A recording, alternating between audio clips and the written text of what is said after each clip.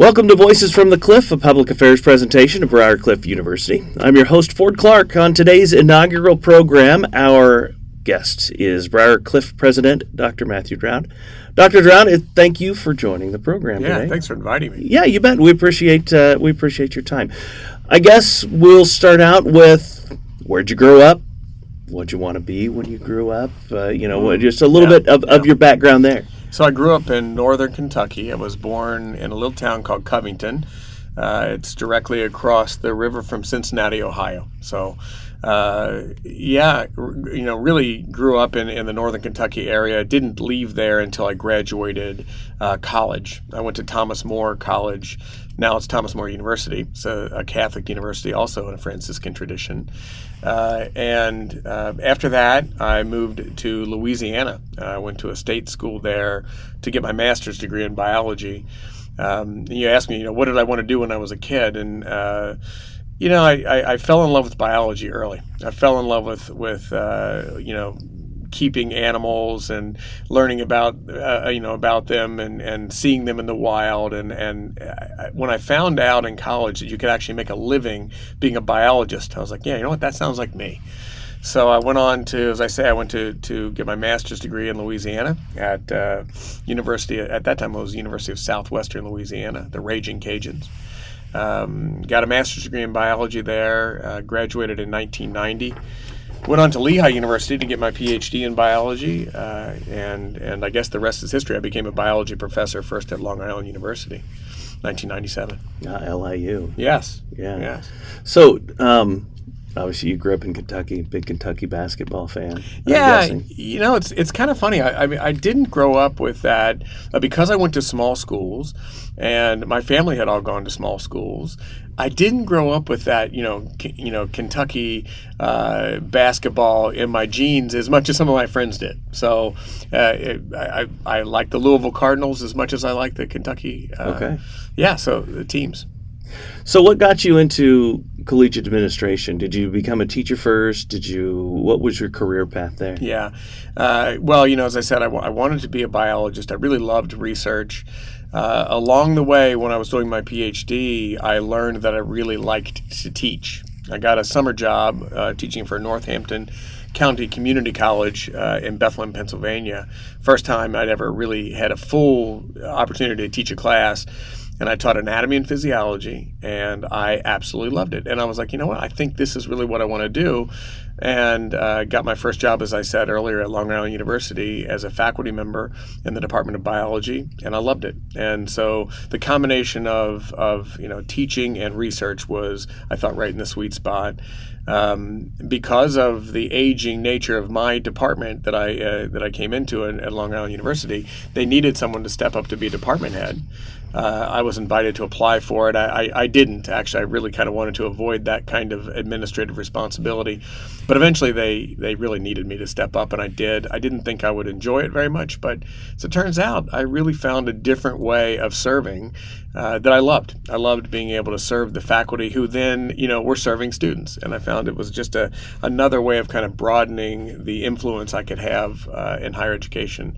So that was kind of my first steps into it, and from there it just grew. The interest in serving broader and broader and broader audiences became kind of my passion, and eventually became a department head of a program at Armstrong State University. And then became Dean of the College of Arts and Sciences at Siena Heights University, and just kept wanting more agency and decision-making, and eventually got a provost position of Vice President for Academic Affairs at McMurray University in Abilene, Texas, and that eventually led to wanting to become a university president. So you've been all over the place. What are some of the cultures are different across the board at different universities. How have you seen then cultures change from the different universities that you've been at? Because they've been in different corners of the states. It is true. So I mean, you've really been, from Kentucky to New York to Texas. I mean, you've really seen a lot of different cultures. It's true. Well, one thing I'll say is that my professional career, I have always sought universities that have a similar kind of mission. And that mission is to make higher education accessible to students that might otherwise not have the opportunity. So that's kind of been, where I was at. I loved Briarcliff when I saw it as an opportunity for that exact reason, that, the Sisters of St. Francis have committed themselves to that mission, to providing an excellent education to families that might not otherwise be able to afford it or, gain access to it. And so that is a commonality I find in all these the places that I've worked. But to your point, I mean, the regional influence of what that means in different places certainly shines. I can't really put my finger on a specific example for you, but I think to your point, when I was at Siena Heights University, the Catholic nature of that education was a really important part. When I went to McMurray, it was a Methodist institution, and so there's some differences in the way those Christian faiths are addressed and missionally. But yeah, I don't know if that really answers your question. I've seen a lot of diversity. Yeah, absolutely. All right, let's shift gears a little bit to Briarcliff. You've been instrumental in bringing some new programs here. Cheer and Dance are going to be new at Briarcliff, and as I do the PA at games, I think that's really going to add to the atmosphere. I think that's really, really cool. Yeah. A new math major. Well, it's not really new. We're bringing it back. But you've been instrumental in bringing those things to Briarcliff. What brought those to mind for you? What is bringing those here, and what are some other things that you're thinking about that are going to be new to Briarcliff? Yeah.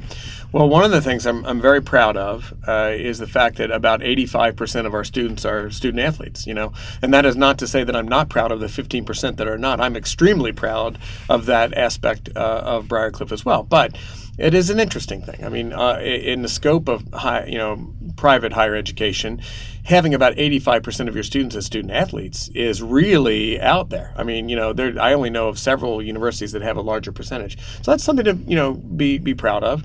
It is one of the ways that we will grow our enrollment volume is by, adding additional sports programs that we can support athletes that have this desire for a faith-based education. And it just seemed to me that Cheer and Dance would be a good place for us to start. I know the university's had it in the past, been successful with it in the past, and I thought, that makes really good sense. We've hired a great coach, Jen Madison. I think she's going to do a great job recruiting. I'm excited to see where that goes. I agree with you. It's going to bring a lot more energy to our sidelines and so on in the various sports, and so I'm excited for that. On the academic side, you're always thinking about where can we grow in terms of our enrollment growth. And I think engineering is a really smart place for us to be looking. A lot of families are targeting engineering as a career path for their children, and the kids themselves are finding that as an interesting path. So if you're going to do that, having a math major is essential, I think. And it's going to give us a chance to maybe consider partnerships with other universities to provide those kinds of opportunities to our students. So really what we're doing is looking at what are the best programmatic additions to Briarcliff that could help us grow our enrollment volume. That's going to be essential to us. And so, that's where these are coming from. You talk about enrollment, and enrollment, of course, is a buzzword in higher education across the country. Yeah. I mean, it is not just Sioux City, Iowa. It is across the country. So not just, obviously, you as the president of Briarcliff saying, hey, we need to grow enrollment. How do you continue to spread that message to faculty and staff? And, how do we continue to grow enrollment here at Briarcliff? Yeah, it's a really good point. It's very difficult across the nation. You are, I'm sure, well aware that for the past decade or so, we've known these years were coming. It's affectionately referred to across the industry as the demographic cliff. That back in 2008, when there was a major downturn in the economy, frankly, Americans just stopped having as many babies as they had in the past. And as odd as that sounds, what that means is that in 2025, the number of high school graduates is also lower than it has been in the past, that means the number of traditional aged college students is just diminished. So, competing in this environment for those enrollments is a difficult thing.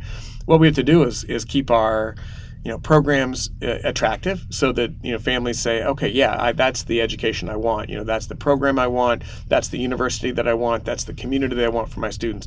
We also have to make it affordable, which I think we do an outstanding job. I mean, Briarcliff is absolutely the most affordable private higher education in the tri-state. I know that beyond a shadow of a doubt. So we're doing a good job there.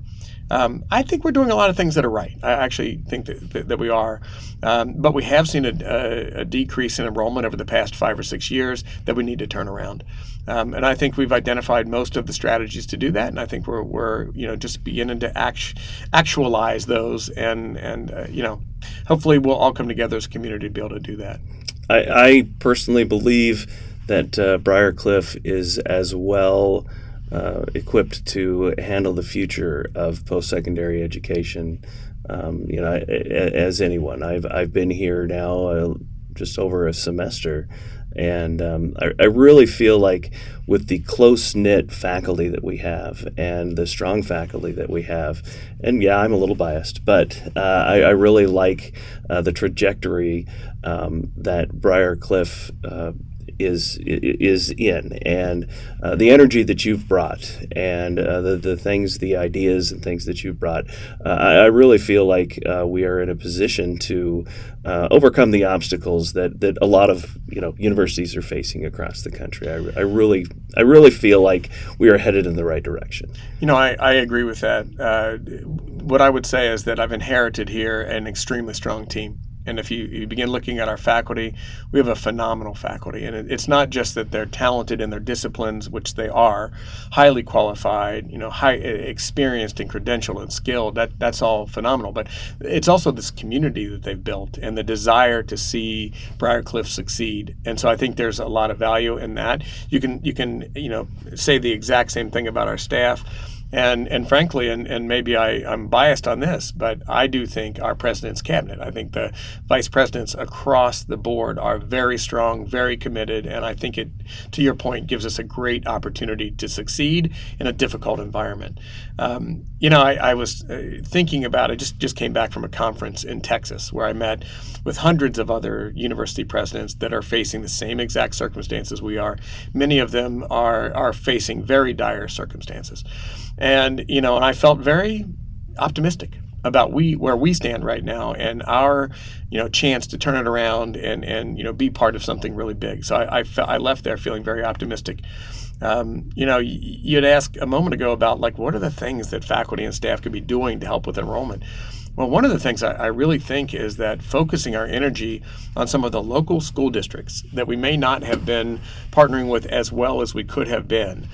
Can we begin thinking about college readiness at our various school district partners that are nearby and help them? Is there a way that our faculty and our staff and our resources could be supportive to those high schools in a way that would open their minds to the fact that, maybe private higher education seems impossible to them.